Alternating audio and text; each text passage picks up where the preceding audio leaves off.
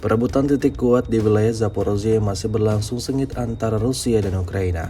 Rekamannya ramai beredar di media sosial Telegram pada Senin 27 Mei 2024. Tentara Angkatan Bersenjata Ukraina dari ORB Divisi ke-19 dari Angkatan Darat ke-58 yang berjaga di wilayah yang diperebutkan ini harus menerima nasib buruknya. Posisi mereka diserang, satu persatu dari mereka tumbang oleh serangan Rusia dan ada juga yang berhasil ditangkap. Seperti yang terlihat pada akhir rekaman, tentara Ukraina tertunduk pasrah saat setelah ditangkap oleh militer Rusia. Tidak diketahui pasti seperti apa nasib tahanan itu selanjutnya. Video ini viral dan menuai beragam respon warganet.